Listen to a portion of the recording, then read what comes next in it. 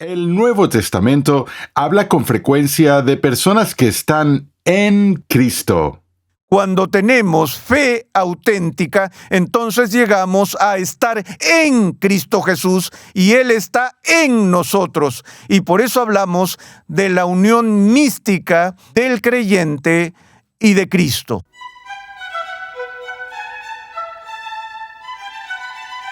La iglesia pertenece a Cristo el Señor porque Él la ha redimido con su preciosa sangre. Bienvenido a Renovando tu Mente con el Dr. R.C. Sproul. Hoy continuamos con la penúltima entrega en una interesante serie de enseñanza de 9 lecciones que hemos titulado La novia de Cristo. En esta serie, el Dr. Sproul ofrece una visión general de la eclesiología, es decir, la doctrina de la Iglesia, a la vez que explica cómo la verdad de las Escrituras es la base de la unidad de la Iglesia y analiza las características de una Iglesia bíblica. La Biblia dice que los cristianos son comprados por un precio y no se pertenecen a sí mismos. Pertenecen al Señor que los compró. Eso hace que todos los cristianos sean propiedad del Señor Jesús. Entonces, ¿de qué manera violamos esa propiedad? ¿De qué manera violamos lo que pertenece al Señor?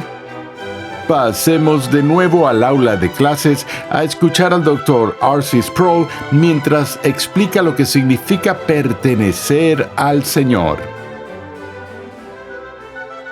En la última sesión de nuestro estudio sobre la naturaleza de la Iglesia, vimos el término griego del cual proviene la palabra en español iglesia, es decir, la palabra iglesia se traduce de la palabra griega eclesia y consideramos su raíz y vimos que ese término significaba originalmente aquellos que son llamados por Dios fuera del mundo.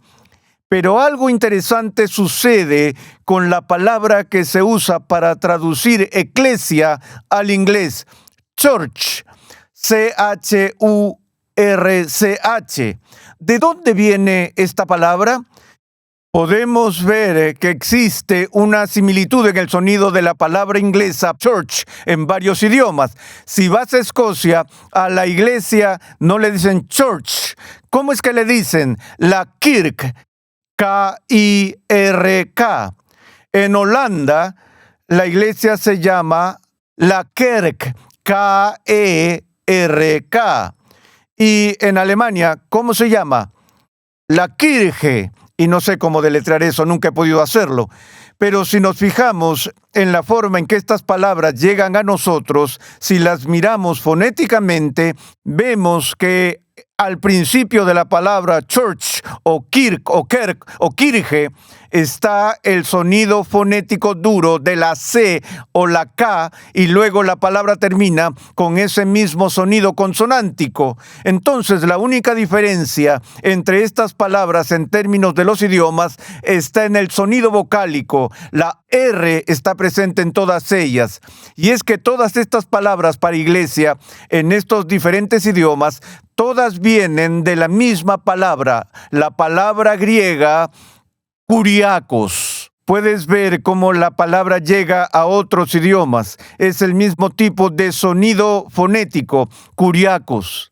Esa palabra en sí proviene del sustantivo kurios. Esa es una palabra muy importante que encontramos en el Nuevo Testamento porque es la palabra griega para Señor. Y es la palabra del Nuevo Testamento que traduce el título del Antiguo Testamento para Dios, Adonai, que era el título supremo dado a Dios en el Antiguo Testamento. Cuando los salmistas alaban, oh Señor, Señor nuestro, cuán glorioso es tu nombre en toda la tierra, están diciendo, oh Jehová, nuestro Adonai, cuán glorioso es tu nombre en toda la tierra.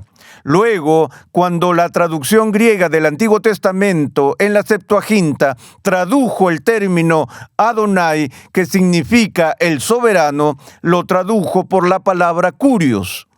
En el Nuevo Testamento, cuando se nos dice en el himno del siervo que Pablo usa en Filipenses 2, el himno canónico, donde Pablo dice: haya pues en ustedes esta actitud que hubo también en Cristo Jesús, el cual, aunque existía en forma de Dios, no consideró el ser igual a Dios como algo a que aferrarse, sino que se despojó a sí mismo, tomando forma de siervo, haciéndose semejante a los hombres, y hallándose en forma de hombre, se humilló él mismo, haciéndose obediente hasta la muerte. Y sigue: por lo cual Dios también lo exaltó hasta lo sumo y le confirió el nombre que es sobre todo nombre, para que al nombre de Jesús se doble toda rodilla y toda lengua confiese que Jesucristo es Señor, para gloria de Dios Padre. El nombre o el título al que Pablo se está refiriendo allí en Filipenses 2 es el título supremo, el título que está por encima de todo título, el nombre por encima de todo nombre. El título que se le da a Jesús en el Nuevo Testamento es el título Curios o Señor. En otra serie vimos algunos de los títulos de Jesús y vimos que esta palabra curios se usa de tres maneras diferentes en el Nuevo Testamento. De una manera simple, el término curios es la forma cortés de dirigirse a alguien, lo que corresponde un poco a nuestra palabra caballero o señor. Pero el uso más elevado y exaltado del término curios es lo que llamamos el uso imperial del mismo, el título que atribuye soberanía absoluta a quienes curios. Una de las crisis de la iglesia primitiva que provocó gran parte de la persecución que llevó a que los cristianos fueran al foso de los leones o a la arena y fueran asesinados por los gladiadores o se convirtieran en antorchas humanas en los jardines de Nerón, fue que el culto imperial de Roma prescribía un juramento de lealtad para todos aquellos que estaban bajo el dominio del emperador, y había un culto de adoración al emperador que había surgido en Roma. El juramento de lealtad consistía en que la gente tenía que decir: Kaiser Curios, César es Señor. Y los cristianos se negaban a decirlo. No declararían públicamente que César era el Curios, porque no tenían más que un Señor, Cristo. Con todo, y la importancia que tiene este título para referirse a Cristo en el Nuevo Testamento, el título Curios, lo que quiero ver ahora es cómo este se relaciona con nuestra comprensión de la iglesia, o church en inglés, ya que una forma de ese sustantivo curios es la palabra kuriakos, que significa lo que es propiedad de o está poseído por el curios. El segundo significado del título curios que acabo de mencionar hace un momento se refería a aquellas personas en la cultura griega que eran lo suficientemente ricas como para tener esclavos. El dueño de esclavos se llamaba curios, y los que eran esclavos al servicio de un curios eran comprados por este y posteriormente, como dije, pasaban a ser de su propiedad. Ahora, en el término kuriakos del idioma griego, los esclavos constituirían el kuriakos, las posesiones de los curios, porque el curios era el dueño de los esclavos y lo que el dueño poseía se llamaba kuriakos. Hago hincapié en eso por esta razón. De aquí se deriva la palabra para eclesia en inglés, church, porque en su significado original, church se refiere a las personas que son propiedad de un curios, las personas que son propiedad y son posesión de un señor. Y en el Nuevo Testamento encontramos esta imagen utilizada con frecuencia con respecto a la relación entre el creyente individualmente y los creyentes corporativamente con Cristo. Pablo, por ejemplo, se llama a sí mismo doulos o esclavo, Pablo, siervo o esclavo del Señor Jesucristo. Y con esta metáfora habla de alguien que ha sido comprado y lo aplica no solo a sí mismo, sino también a todo el pueblo de Dios, porque dice de nosotros: ustedes no se pertenecen a sí mismos, porque han sido comprados por un precio. Por tanto, la iglesia está compuesta por aquellos que han sido comprados por Cristo. y los creyentes son siervos de Cristo. Somos su posesión. Ese tema de la posesión también está profundamente arraigado en el Nuevo Testamento de varias maneras. Una es que la iglesia es la compañía de los redimidos, y aquellos que han sido redimidos por nuestro pariente redentor. En el Antiguo Testamento, si una persona se encontraba en una situación de endeudamiento en la que no podía pagar la deuda que tenía, podía ser redimida de la esclavitud o de la servidumbre por deudas por un miembro de su familia. Si un miembro de la familia se acercaba y pagaba el precio que debía el otro miembro de la familia, entonces ese miembro de la familia sería comprado de la esclavitud y sería redimido. Una redención que se estaba llevando a cabo a través de un precio de compra suministrado por lo que se llama en el Antiguo Testamento el pariente redentor. Bueno, obviamente toda la Biblia y en particular el Nuevo Testamento describe lo que Cristo ha hecho por su iglesia en términos de su redención y que Cristo es el pariente redentor de su iglesia. Somos parientes suyos que estuvimos en esclavitud. Estábamos en esclavitud y en servidumbre al pecado. Estábamos bajo la esclavitud de Satanás y Cristo ha comprado nuestra redención y nos ha adoptado en la familia de Dios, de modo que Él es, por un lado, nuestro hermano mayor, ya que entonces estamos incluidos en la herencia que Él ha de recibir de su Padre. Por lo tanto, el cumplimiento supremo del tema antiguo testamentario del pariente redentor se encuentra en Cristo, quien compra y redime a su pueblo. Y después de comprarlos y redimirlos, se convierten en su posesión. Todo eso está contenido implícitamente en esta palabra kuriakos, de la cual obtenemos la palabra inglesa para iglesia, church. Así que podemos decir que la iglesia entonces es ese grupo de personas que pertenecen a Jesús. Somos su posesión porque Él nos ha redimido. Ya hemos visto el concepto que Agustín desarrolló de la iglesia invisible y vimos la distinción entre la iglesia invisible y la visible, y también vimos el concepto de la catolicidad de la iglesia. Si recuerdan esa sesión en particular, profundicé en el punto de que cuando nos reunimos para adorar el domingo por la mañana, no estamos participando simplemente en una reunión parroquial aislada, donde solo puede haber 50 personas o 100 personas o 500 personas reunidas en un lugar puntual cuando nos reunimos para la adoración corporativa, sino que el Nuevo Testamento deja claro que cuando el cuerpo de Cristo se reúne para adorar, esa asamblea es introducida místicamente en los lugares celestiales y que nuestra adoración realmente se lleva a cabo en el santuario celestial y estamos rodeados por toda una nube de testigos, las huestes angelicales, así como los espíritus de los hombres justos hechos perfectos, los santos del pasado que ya han entrado en su reposo, así como se han unido corporativamente con todos aquellos en todo el mundo que también se están reuniendo en el día de reposo para adorar, y estamos unidos a ellos en virtud de nuestro vínculo con Cristo. Como mencioné en la última ocasión, el Nuevo Testamento habla con frecuencia de los cristianos como personas que están en Cristo Jesús. De hecho, en el Nuevo Testamento, cuando el evangelismo se lleva a cabo allí, en la predicación del evangelio, el llamado a la gente no es que simplemente crean en Jesús, sino que crean hacia Jesús.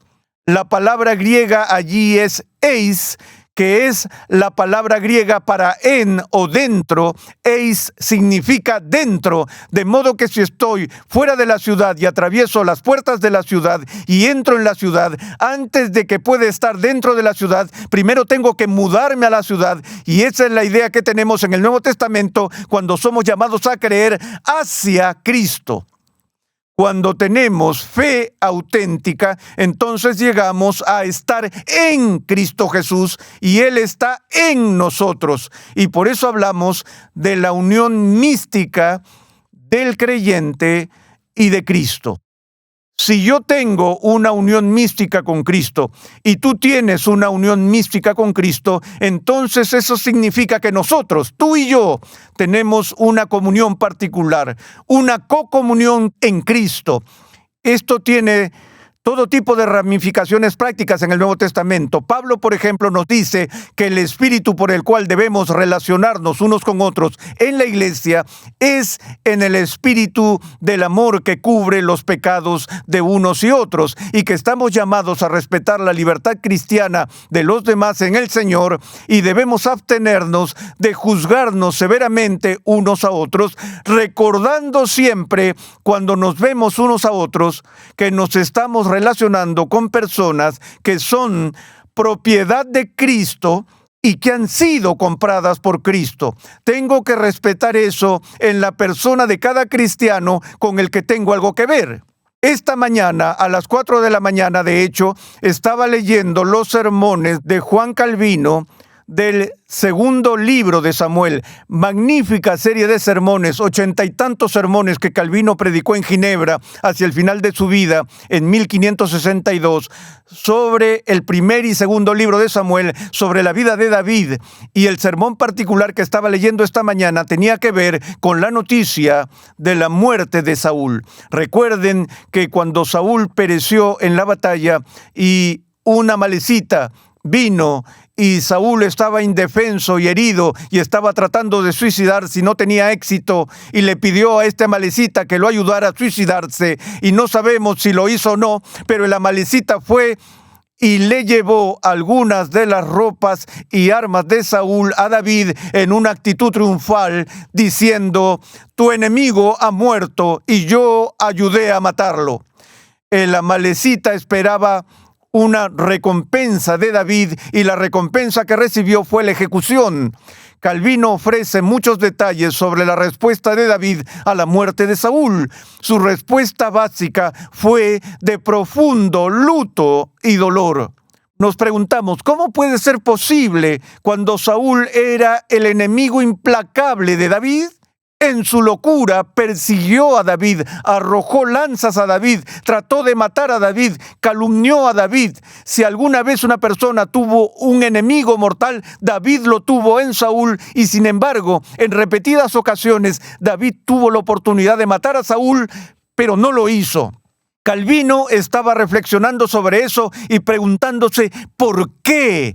¿Y por qué trató tan severamente a los amalecitas? Bueno, porque el amalecita hizo lo que a David no se le ocurriría hacer. Levantó su mano contra el ungido del Señor.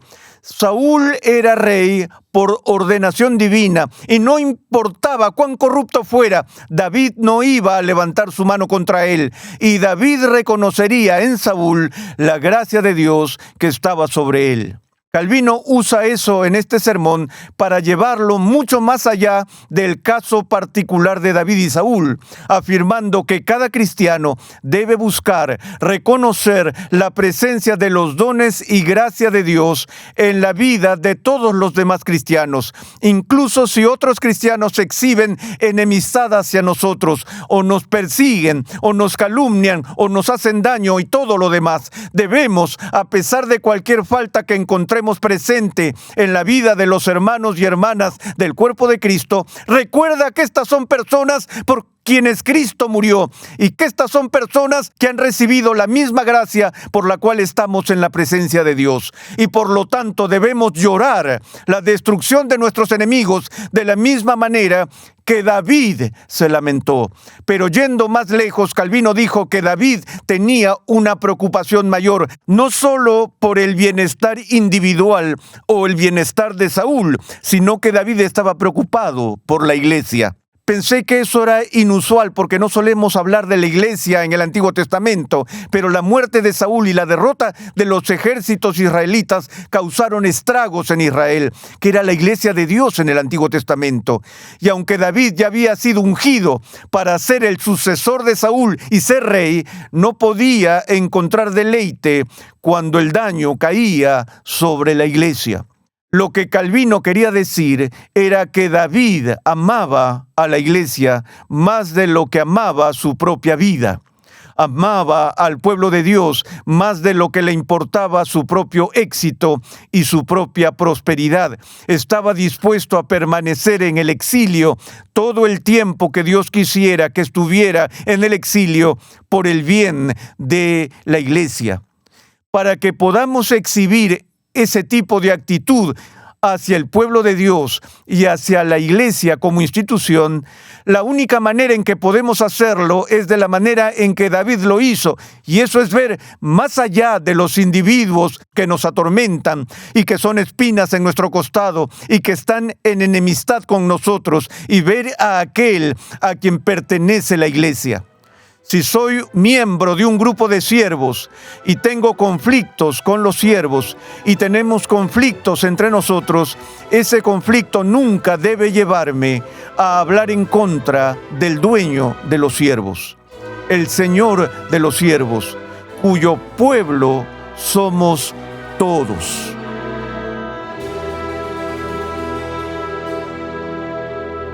Gracias por sintonizar Renovando tu Mente. En unos instantes volvemos con el Dr. Sproul para concluir esta lección. Recuerda visitar nuestra página web renovandotumente.org, donde podrás solicitar gratuitamente la guía de estudio de esta serie.